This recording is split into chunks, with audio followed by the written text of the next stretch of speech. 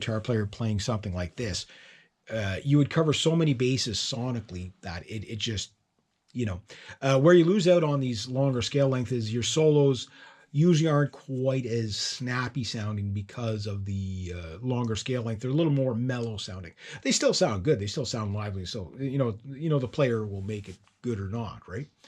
But what'll happen is that you will find that the shorter scale length guitars are better for like guitar solos and those kind of mid cut riffs that you get for like classic rock. But when it comes to metal, um, you kind of can't beat the baritones. So you get addicted to the sound and the again the shape, knocking the building off the foundation and these angry dinosaur sounds, which give you a really modern sound. You're no longer in that classic rock era. You're now in a futuristic metal tone, and that's what inspires you to keep playing them.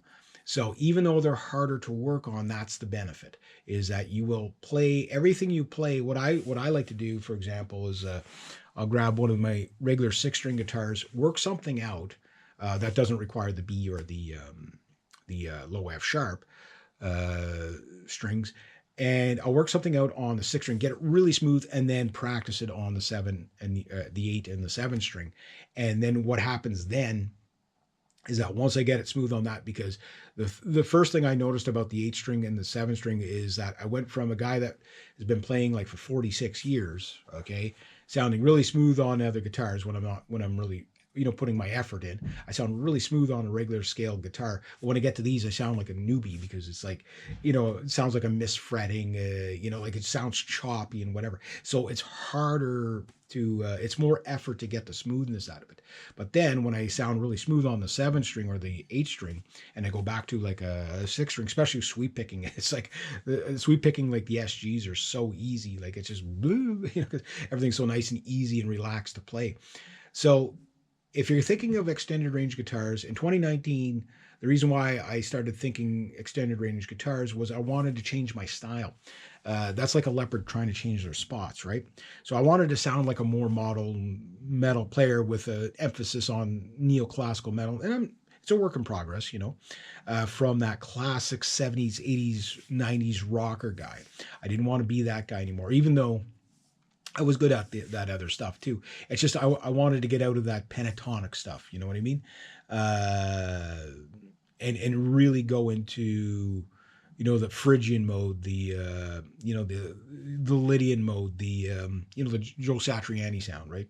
And then Phrygian mode is like the every metal and all that Phrygian dominant, Hungarian minor, and stuff like that, and really work on those things. And that's what I've been kind of working on the past couple of years, getting me into that. And then, just really, I didn't want anything I play to sound bluesy or classic rock. Not that I don't like that stuff. I still like that stuff, but I want to go into the future. I want to sound modern metal.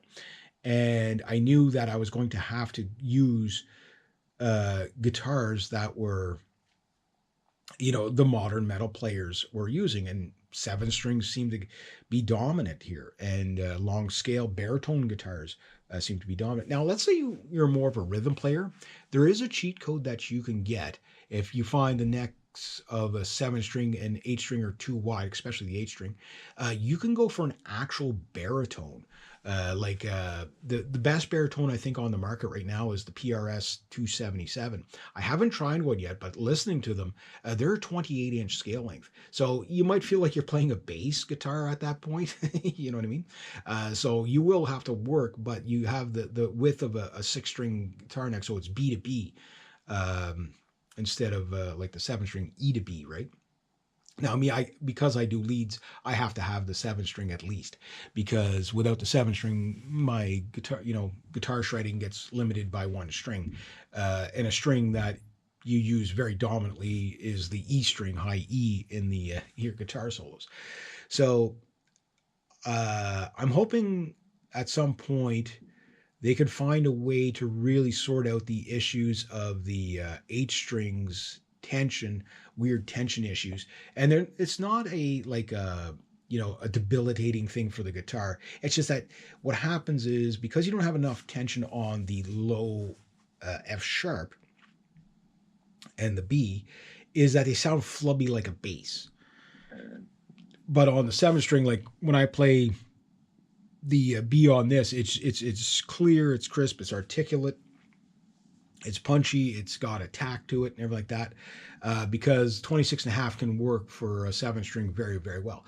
But even at that, I've played 7 strings that are only 25 and a half inch scale, and they don't have the baritone punch that you get with that extra inch uh, or more with the other 7 strings, but you can get away with it. So if you were a lead guitar player, you wanted that low B, um, but you really want to stay in the shredder mode. You do a lot of the lead breaks and stuff like that. A 25 and a half inch scale 7 string is something I'm looking at getting as a third 7 string at like I'm kind of at that point where I don't know if I can buy 6 string guitars anymore. They either got to be a 7 or the 8. I feel just spending like the extra 6 months on the 8 string, I was starting to write songs that when I grabbed the 7 string, I felt naked. It's like I'm missing something because I need that low F sharp. Now, there's other tricks you can do with the drop tunings and stuff like that. I haven't even really messed around with too many drop tunings with the 8 string. With the 8 string, I went down a bit, and like it's just so crazy sounding. But the thing is that just that natural baritone sound, it's cool to be able to play in standard tuning and sound like you're in drop C. Like I don't know how to describe it other than that. And I have compared my two Mark Holcomb, the 6 string and the 7 string, with the 6 string and drop C in this in standard tuning. And if you listen to those videos, they're on the channel. You can go and find them. You will hear a slight difference. Now, in the mix, does it make that much of a difference? Probably not. That's why a lot of guys ditch the 7 and 8 strings and they just go with a drop tuned 6 string with like a 25 and a half inch scale. So it's still easy to play. They go up a gauge of strings or so, which is a whole topic onto itself. But the thing is that there's still, I think, something that you get out of the 7 and 8 strings that you just, even with drop tuning on a regular guitar, you just can't get. And to me, that's why I went that route. And I'm very happy that I did. I'm very happy that I did. But it is a whole new world of playing. It is a new type of guitar. It is a new type of sound. There's other things that come along with that, such as you got to work harder to get those smoother sounds. But when you listen to some guys, for example, Elvedi just put out a new song called Premonition. Jonas, whatever the guitar player, the guy from Sweden anyway, he's also in the Luma Shade with Fabio Erni. Listen to that guy play a 7 string.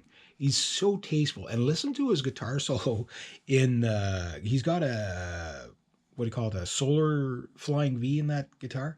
Both of those guitars are using baritone guitars. Go listen to Elvedi. If you want to listen to Adios and Premonition, the new one, Premonition is just absolutely phenomenal. But listen to the 7 string in that. And if that's kind of like the sounds you're looking for, you can't get that with a standard scale length guitar. You just can't get that. But listen to the guitar solos too. They sound a little different. I'm even at the point where it's like, I know I'd have to work harder with the 27-inch scale length guitars. Like if you want to like shred like Yngwie, like on a 7 string, you're going to work really hard to do that. Or on an 8 string, you're going to work really hard to do that. But it is doable. It's just like anything, you get good at what you practice. But I know there's a lot of guys that are on the fence whether, a 7 or 8 string is for them. What should you go for first and why? Well, if you're going for the 8 string first, like I did, in hindsight, would I buy this guitar again? I don't know. I probably would because I think it's a really cool 8 string bang for the buck. But they have went up in price. It was $800 or $900 when I bought it new 2 years ago. And I think they're up by about $100 or something like that. I think they're close to $1,200 now or something like that. I know they've went up. I don't think they're worth $1,200. I would probably look at a Schecter, like one of the Omen series, because you can get a fan fret Schecter. And if I was going to buy another 8 string, it's definitely going to be a fan fret. Understanding that you're going to work even harder with the 27 or 28-inch scale length of the fan fret on the lower strings, but you have 25 and a half on the solo strings. You just have to work out the psychology of looking at fret that's on an angle while you're playing it. So down here, like on the fan fret, I haven't put enough time on it. It's one of those things when you're playing, like, say, from the fifth fret up to the nut, you kind of figure it out fairly quickly. But once you start getting past the 12th fret and want to do guitar solos, it feels like your fingers are playing behind you, where you want to be. It's really weird. So, like, you want to land on, say, like all the dot markers, but you end up landing on the frets behind, just because psychologically your fingers are thinking, your muscle memory is going for like a standard fretted, parallel fretted guitar. And so that would probably take a few months to get used to that. But I think once you did, you would have a really, really kick-ass sounding eight string with, all the strings evenly tensioned. And the tension on a guitar string is so important. If you don't have proper tension on a guitar string, doesn't matter the guitar, you'll never have a great sounding guitar. But that said, this thing is the darkest, heaviest sounding guitar I've ever owned in my life and have ever heard. It is just so dark. Now, the pickups aren't the hottest pickups, but they are pretty hot. They're not the clearest pickups. They're not the best sounding pickups, but they're pretty damn good. Bang for the buck. The only thing I would change on this guitar is I don't think it really needs two volumes on it. I like to just see one volume on it, clean it up a bit. If I was talking to ESP Ltd and said, okay, here, make the guitar to this spec. First off, I get rid of all the flags, get rid of the Jabota fingerboard, put in an ebony fingerboard, even if you had to charge more for it. Go with some sort of a Seymour Duncan pickup in the bridge, like an alternative 8 or something like that.